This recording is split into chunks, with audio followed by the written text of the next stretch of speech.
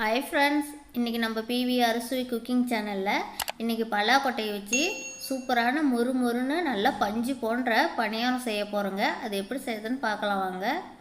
பலாக்கொட்டை ஒரு 1/2 கிலோ வர அளவுக்கு எடுத்துருக்குறேங்க. நம்ம இதை எல்லாத்தையும் சேர்த்துக்க போகிறது இல்லை, நம்ம தேவையான அளவு மட்டும் தான் சேர்த்துக்க போகிறோம். இப்போ நம்ம பலாக்கொட்டையை இந்த மாதிரி நல்லா பச்சையிலே தோல் உளித்து எடுத்துக்கலாங்க. பாருங்கள், தோல் உளித்து எடுத்துக்கிட்டோம். நம்ம இப்போ தேவையான அளவு பலாக்கொட்டை எல்லாத்தையும் உளித்து எடுத்துக்கிட்டோம். ஒரு பாத்திரம் எடுத்துக்கலாங்க. நம்ம அதில் உளித்து வச்சுருந்த பலாக்கொட்டையை சேர்த்துக்கலாம். சேர்த்து நல்லா வேகிற அளவுக்கு தேவையான அளவு தண்ணி சேர்த்துக்கலாங்க. அது கூட 1 டீஸ்பூன் அளவுக்கு உப்பு சேர்த்துக்கலாம். இப்போ பலாக்கொட்டைங்க இந்த மாதிரி நல்லா கிளறி விட்டுட்டு நம்ம ஒரு தட்டை வச்சு மூடி வச்சுக்கலாங்க. இப்போ நல்லா வேக வச்சு எடுத்துக்கலாம். இப்போ பாருங்கள், பலாக்கொட்டை நல்லா வெந்துருச்சு. நமக்கு இந்த அளவுக்கு இருந்தால் போதுங்க. நம்ம இப்போ அடுப்பை விட்டு கீழே இறக்கி வச்சிடலாம். இப்போ பாருங்கள், நம்ம பலாக்கொட்டையை ஒரு பாத்திரத்தில் மாற்றிக்கலாங்க. இது நல்லா ஆறட்டும். இப்போ பலாக்கொட்டையெல்லாம் நல்லா ஆறிடுச்சிங்க. நம்ம இந்த மாதிரி ஒரு மிக்ஸி ஜார் எடுத்துக்கலாம். நம்ம வேக வச்ச பலாக்கொட்டையை மிக்ஸி ஜாரில் சேர்த்துக்கலாங்க. இப்போ பலாக்கொட்டை எல்லாத்தையும் மிக்சியில் சேர்த்தாச்சுங்க. நம்ம மூடி போட்டு கொஞ்சமாக அரைச்சி எடுத்துக்கலாங்க. இங்கே பாருங்கள், கொரப்பாக நம்ம அரைச்சி எடுத்துருக்குறோம்.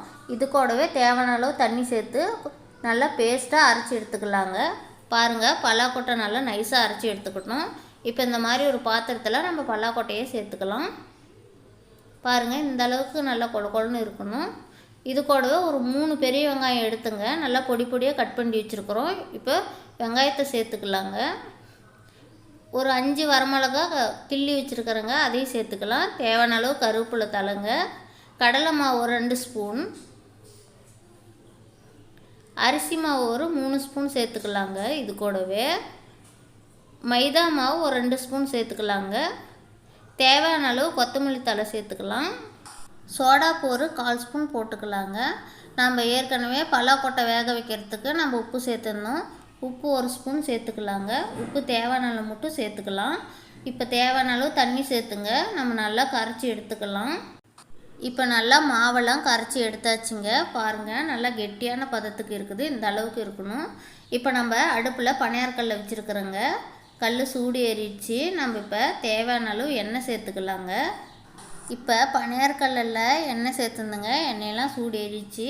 இப்போ நம்ம கரைச்சி வச்சுருந்தா மாவு சேர்த்துக்கலாங்க எல்லா குழிக்கும்.